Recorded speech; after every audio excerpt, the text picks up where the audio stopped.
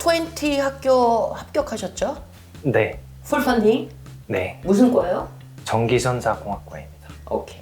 그 석박사 쪽은 탑 20면은 진짜 탑이에요. 그 월 얼마씩 스타이펜드 받으시죠? 이제 한국 돈으로 한 430만 원 정도 월마다 430만 원. 그래서 한 석박사를 6년으로 계산하면 한 얼마 정도 학교에서 님한테 투자하는 거죠? 이제 스타이펜드랑 뭐 등록금, 인슈런스 이런 거 다 해서 한 1년에 1.5억씩 되더라고요. 그래서 6년 기준으로 하면 9억 정도 되는 것 같습니다. 오! 자, 그런데 대기업 출신이죠? 예. 그때 받았던 월급하고 지금 스타이펜드로 받으시는 거하고 큰 차이 나나요? 사실 큰 차이가 없었던 것 같아요. 그러면 이제는 그냥 공부하면서 돈도 받으시면서 하시는 거네요? 예. 와우. 유학 준비를 하시면서 내내 직장을 다니셨죠? 네, 맞습니다. 어때요? 직장을 하면서 또 시험 공부나 또 유학 원서를 쓰다 보니까 좀 시간 관리가 되게 어려웠더라고요. 그래서 정신적으로는 괜찮았는데 이제 체력적으로 회사 끝나고 공부나 이제 원서 교수님들 찾고 이런 과정이 조금 힘들었던 것 같습니다.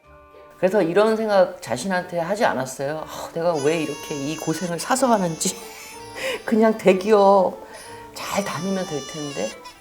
예, 맞아요. 그런 생각을 조금 하긴 했었는데 그래도 약간 안 하면은 좀 나중에 후회할 것 같다 이런 생각이 들어가지고 준비를 하게 됐습니다. 그 직장 동료들은 그 동료들한테 얘기는 했어요? 그러니까 유학을 준비하고 있다고? 네, 했습니다. 몇 명한테요? 같이 입사한 동기들한테도 했었고 사실 이제 퇴사할 때는 이제 그 내부 회사 부서 사람들한테도 몇 명한테 했어가지고 이제 그분들한테 얘기하니까 이제 되게 큰 도전을 하게 됐다. 그래서 되게 좋게 봤었고 좀 응원한다 이런 얘기를 많이 들었습니다. 근데 잠깐 여기서 제가 하나 그 짚고 넘어갈 건 뭐냐면요. 합격 통지를 받고는 동네방네 다 붙었다고 얘기하면 좋긴 해요. 근데 유학 준비를 하는 과정에서는 아무리 친하고 입이 무겁고 그런 분들이라도 그 자체가 부담이 되기 때문에 제 입장은 아무한테 얘기하지 말라예요. 추천서 받을 분 빼고는. 오케이? 알겠죠? 자, 근데 그 우리가 이거 시작하기 전에 강조하시고 싶다 그랬던 게 다른 일반적인 지원자들하고 좀 다른 캐리어 패스를 걸어오셨죠? 네, 맞습니다. 어떻게 되죠? 저는 이제 학사를 졸업하고 이제 학사 장교를 갔다 왔습니다. 공군 이제 장교로 3년간 복무를 했었고 이제 그 이후에 석사 과정을 들어가서 또 석사를 끝냈습니다. 그리고 이제 석사 끝내고 이제 대기업 회사에서 한 1년 정도 일하다가 또 그 이후에 이제 정출현 연구소로 또 이직을 해서 이제 현재는 연구소에서 연구원으로 지금 일하고 있습니다. 이렇게 하시는 분들도 그 많지는 않지만 꽤 계시거든요. 근데 생각하시기에 왜 이게 일반적인 지원자들하고 좀 다른 점인 것 같아요?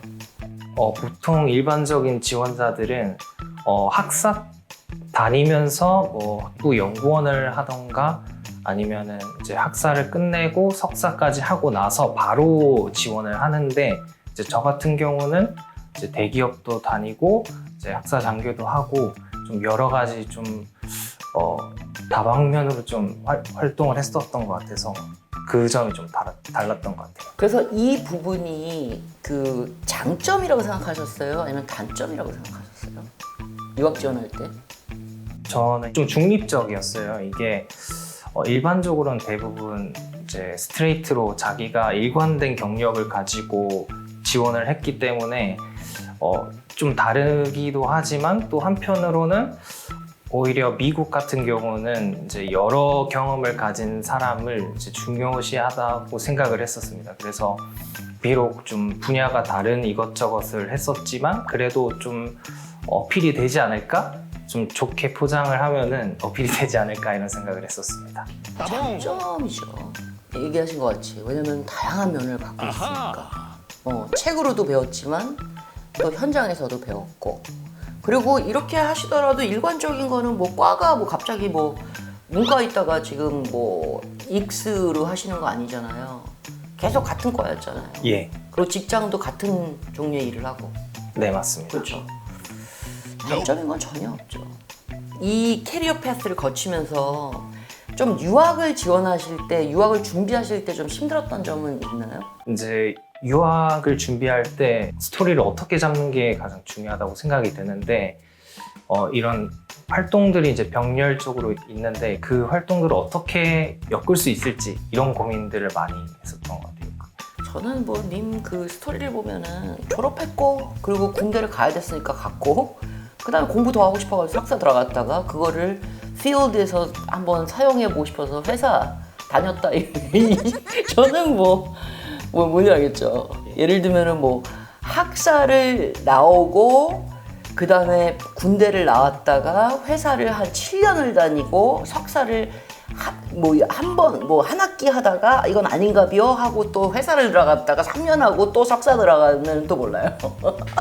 장점이죠. 그러니까 이거 부분에서는 많이 걱정하는 게 뭐냐면은 한눈을 판 거라고 생각을 하는데 이거는 어떻게 얘기하기 나름을 떠나서 장점이에요. 다이버스하니까 엑스피리언스 자체가. 그래서 이력서가 완벽해요. 제가 보기에는 뭐 퍼블리케이션 몇 개죠? 1저자는 1개인데 이제 공동 저자가 많아서 한 4-5개 정도. 오! 특허도 갖고 계시죠? 특허는 국내에 하나 있습니다. 그렇죠. 그리고 석사까지도 하셨고. 예. 그렇죠. 근데 이제 그 학점이 좀 학부때가 그렇게 높은 편은 아니에요? 예, 맞습니다. 4.0으로 하면 몇 점 정도죠? 4.0으로 하면은 한 3.3 정도 됩니다. 그거에 대해서 우려가 있으셨어요? 이제 제레미 선생님 유튜브 영상을 보기 전에는 좀 걱정을 했었는데 이제 영상에서 되게 학점은 그냥 어느 정도 이상만 넘으면 그게 중요한 게 아니다라는 얘기를 많이 이제 들었어가지고 크게 걱정을 안 했습니다. 학점은요, 합격자 에버리지는 있어도 미니멈 개념은 없어요. GRE는 미니멈 개념이 없는 것 같이. 그렇지만 토플은 미니멈 그러니까 개념이 있는 거. 근데 이제 3.3 하면은 막 걱정하는 꼬맹이들 진짜 많아. 왜냐면 합격자들, 톱스쿨 합격자들 보면 막 3.8 막 이러니까요. 이론적으로는 미니멈이 없다고 쳐도. 네. 검증됐잖아요. 그리고 석사 때는 몇 점이죠? 석사 때는 4.3 만점에 4.2 정도. 그걸로 만회하면 되는 거잖아요. 그죠? 예. 문제 없어요. 자, GRE는 뭐 버벌이 좀 그렇게 높은 퍼센타일은 아니에요. 한 몇 퍼센타일 정도였죠? 한 50, 60% 정도 됐었습니다. 그렇죠. 그래서 요게 걱정이 좀 되셔서 그 옵셔널로 해가지고 이거를 서비트를 안 하셨다고 그랬죠. 네, 학교를 여러 군데 넣었는데 좀 옵셔널로 요구하는 학교들 위주로 지원을 해서 이제 최대한 안 넣는 방향으로 이제 전략을 세웠었습니다. 근데 이 점수가 적당한 학교들은 이 점수를 이렇게 서비트하는 데도 있어요? 좀 strongly recommend 한다는 학교는 사실 뭔가 안 넣으면 좀 마이너스가 될 것 같아서 그런데 한 2곳은 넣었었던 것 같습니다. 그러니까 strongly recommend that you submit GRE score 이런 데예요. 예. 저는 GRE도 큰 잣대 중에 하나이긴 해요. 그렇지만은 저는 님의 스토리가 너무 좋다고 생각했었어요. 처음에 들었을 때. 자, 간단하게 좀 설명을 해주세요. 어떤 부분이 제가 막 이랬던 거. 저는 이제 시골 출신이라고 얘기를 할 수가 있는데 이제 태어난 곳에 되게 시골에서 태어나서 이제 대학교 진학 전까지 그쪽에서 생활을 했었습니다. 그 부모님들이 원래 도시 분들이시죠? 네, 맞습니다. 그렇죠.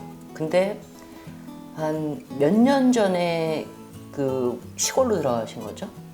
이제 제가 태어나면서 이제 같이 귀농을 하셨는데 이게 이제 시간적으로 한 30년 전쯤에 들어왔습니다. 그렇죠. 그래서 요새는 이렇게 귀촌, 귀농 있지만 그때는 진짜 흔한 게 아니었어요. 예, 그런 것 같습니다. 그렇죠. 근데 부모님들이 막 재산이 많아가지고 그쪽으로 이렇게 실어 들어가신 것도 아니잖아요. 예, 처음 집이 어떤 집이었다고 그랬죠? 작은 그냥 빈집에서 이제 월세가 되게 얼마 내지도 않아도 이제 살 수 있을 만큼 그런 좀 낡은 집에 처음에 이제 들어와서 살았었어요.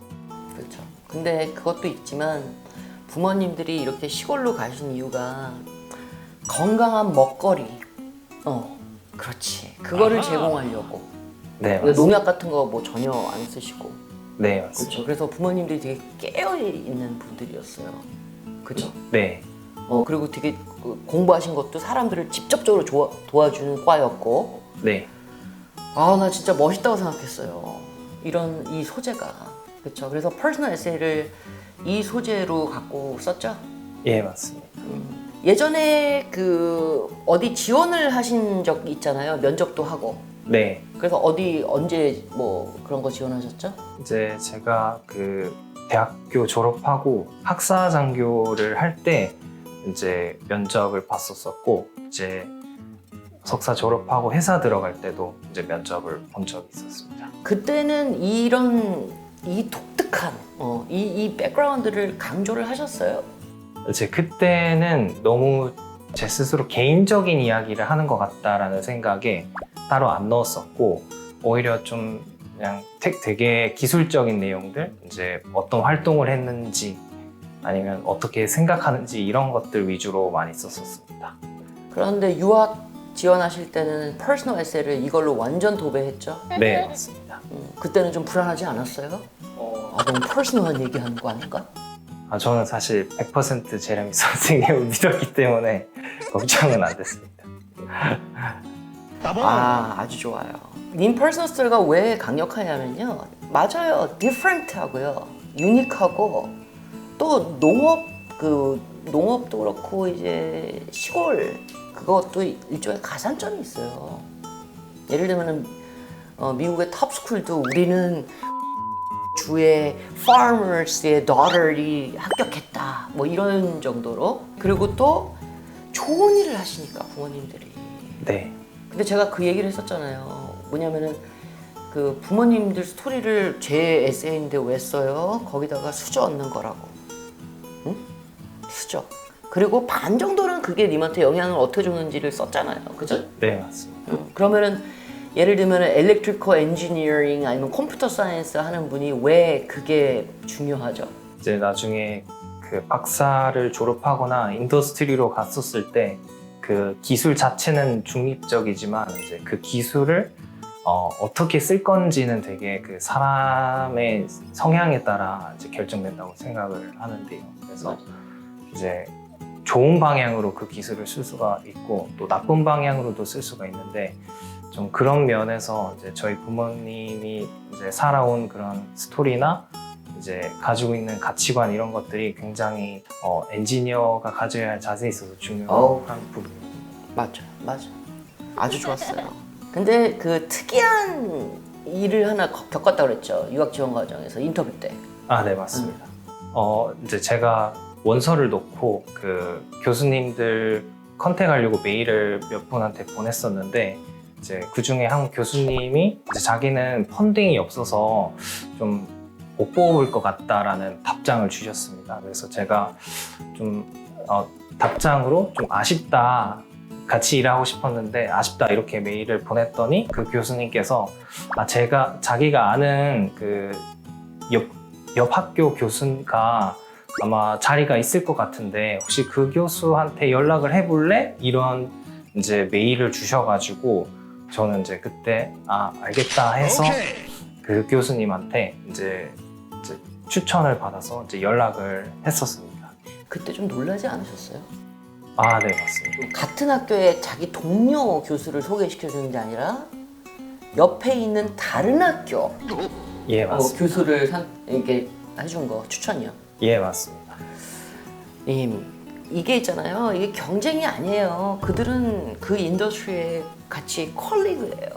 그래서 인터뷰 때도 예를 들면 너 다른 학교 어디 지원했어? 그러면 어머 나 제이냐 막 이러는데 안 그래도 돼. 오케이? 되게 독특하긴 해요. 자주 일어나는 일은 아니에요. 님, 저는 이제 우리 구독자분들은 이제 님 얼굴을 못 보잖아요. 그리고 저도 이제 님을 좀 알잖아. 이렇게 좀 겪어와서. 근데 참 건강한 청년이에요. 제가 갖고 있는 느낌은. 진짜 그 철학을 갖고 계신, 의식을 갖고 계신 부모 아래서 건전하게 잘 큰, 좀 이렇게 속이 꽉 찬 것 같은 느낌? 그런 거. 자, 저는 이 얘기를 하고 싶어요. 그러니까 참 부모님들이 좋아하시겠네요. 네, 맞습니다. 그렇죠. 왜냐면 30년 전에 소위 편한 삶을 포기하고 이제 시골로 가는 것 자체도 엄청난 용기가 필요하셨을 거고, 그리고 아마 고민을 하셨을지도 몰라요. 우리 자식 교육은 어떻게 할 것이냐. 그죠? 네. 그래서 어떻게 보면 지금 이 합격 자체가 부모님의 선택 자체도 틀린 선택이 아니었다라는 걸 보여주는. 그래서 집안에 가훈이 뭐였어요? 꼭 성공하라 이런 건 없었고, 이제 너가 하고 싶은 대로 해라 이런 게 굉장히 강했어요. 그래서 어렸을 때도 사실 막 공부해라 이런 말은 전혀 사실 안 들었었고, 그냥 그런 말을 오히려 안 들어서 제 스스로 불안해서 공부를 했었던 것 같아요. 이것도 좋은 전략이다. 그죠? 근데 이제 부모님들이 그런 얘기도 하셨어요. 그냥 평온한 삶을 살아라. 뭐 이런 거. 네, 맞습니다. 행복과 평온 이런 걸 강조하셨죠. 예, 맞습니다. 지금 이제 예상하시기에는 좀 험난한 길로 이제 들어섰을 것 같죠? 네.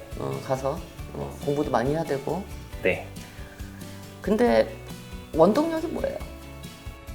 저는 이제 삶에 있어서 뭔가 나중에 돌이켜 봤었을 때 후회 없는 삶을 살자라는 게 제 좌우명이라서, 제가 하고 싶은 게 있으면은 뭔가 가리지 않고 그걸 하는 것 같아요. 그래서 이제 지금은 하고 싶은 거를 이제 마음껏 하려고 하지만, 이제 최종적으로는 이제 부모님과 같은 생각으로 최대한 행복과 이제 평온을 중시하면서 가족을 잘 이루어서 사는 게 이제 제 목표입니다. 20년 후에 뭐 하고 계실 것 같아요?